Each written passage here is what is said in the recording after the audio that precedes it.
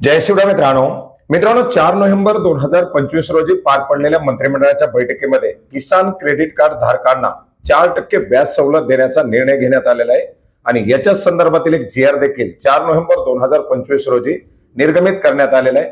नेमका कोणत्या शेतकऱ्यांना याचा फायदा होणार, कशा प्रकारे योजना राबवली जाणार, कोण याच्या अंतर्गत पात्र असणार हे सविस्तरपणे समजून घेण्याचा प्रयत्न करणार आहोत।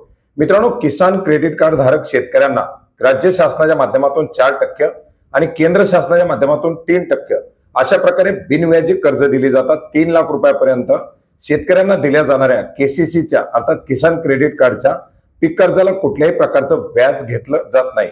आणि याच्यामध्ये जाता आपण जर पाहिलं तर मत्स्य व्यवसाय हा प्रक्रिया उद्योग वगळता कृषी समकक्ष दर्जा देण्यात आलेला आहे आणि याच्याचमुळे मत्स्य व्यावसायिक किसान क्रेडिट कार्ड धारकांना आता व्याजदरामध्ये 4% सवलत दिली जाणार आहे।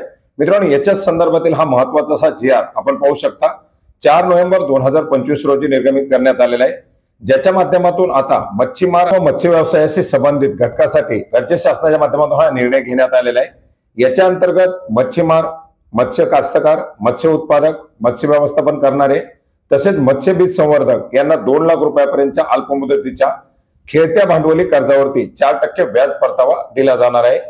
याच्यामध्ये आपण जर पाहिलं तर मच्छीमार, केसीसी धारक, मत्स्य कास्तकार, मत्स्य उत्पादक, मत्स्य व्यवस्थापक आणि मत्स्य बीज संवर्धक पोस्ट हार्वेस्टिंग क्षेत्रातील वर्गीकरण, प्रतवारी, आवेष्टन आणि साठवणूक करणारे व्यावसायिक या सर्व घटकांना बँकामार्फत 2 लाख रुपयापर्यंतचं खेळतं भांडवल कर्ज मिळेल आणि या कर्जावरती केंद्र शासनाच्या माध्यमातून 3% तर राज्य शासनाच्या माध्यमातून 4% व्याज परतावा दिला जाईल।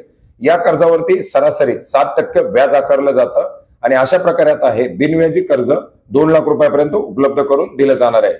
लाभार्थ्यानं कर्ज उचल केलेल्या तारखेपासून 1 वर्षाच्या आतमध्ये पूर्ण परतफेड करणं आवश्यक राहील। ही अट पूर्ण केल्यासच हा व्याज परतावा सवलत त्या लाभार्थ्याला, त्या शेतकऱ्यांना मिळणार आहे। अर्थात नियमित कर्ज भरणाऱ्या या मत्स्य व्यावसायिकांना, मत्स्य उत्पादकांना, मच्छीमारांना बिनव्याजी कर्ज मिळणार आहे। याची अंमलबजावणी कशी केली जाणार आहे तर लाभार्थ्याचं जर लाभार्थी नियमित कर्जदार असेल तर अशा लाभार्थ्याचा अर्ज बँकेमार्फत जिल्हा उपनिबंधक, सहकारी संस्था यांच्याकडे सादर केला जाईल। कर्जाची मंजुरी, वितरणाची कारवाई ही राष्ट्रीयकृत बँका, खाजगी बँका, ग्रामीण तसेच जिल्हा मध्यवर्ती सहकारी बँकांकडून केली जाईल। जिल्हा स्तरावरती अंमलबजावणी दरम्यान येणाऱ्या अडचणी सोडवण्यासाठी सहाय्यक आयुक्त मत्स्य व्यवसाय आणि जिल्हा उपनिबंधक, सहाय्यक निबंधक सहकारी संस्था यांच्यामध्ये समन्वय साधला जाणार आहे। मत्स्य व्यवसाय हा ग्रामीण अर्थव्यवस्थेचा अविभाज्य भाग असून हवामानातील अनिश्चितता, इंधन दरवाढ आणि बाजारातील स्पर्धेमुळे मच्छीमारावरती आर्थिक ताण वाढतो आणि अशा पार्श्वभूमीवरती या मच्छीमारांना, या मत्स्य व्यावसायिकांना दिलासा देण्यासाठी हा एक महत्त्वाचा असा निर्णय घेण्यात आलेला आहे। मित्रांनो, हा शासन निर्णय आपण महाराष्ट्र.gov.in या संकेतस्थळावरती पाहू शकता।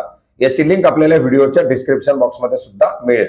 मित्रांनो, यापूर्वीपासूनच केसीसी धारक शेतकऱ्यांना 3 लाख रुपयापर्यंत पूर्णच्या पूर्ण व्याजमाफी दिली जाते, अर्थात 7% पर्यंत व्याजमाफी दिली जाते। आता याच्यामध्ये पशु संवर्धन अर्थात पशु व्यवसाय आणि मत्स्य व्यवसाय हे दोन्ही व्यवसाय समाविष्ट करण्यात आलेले आहेत।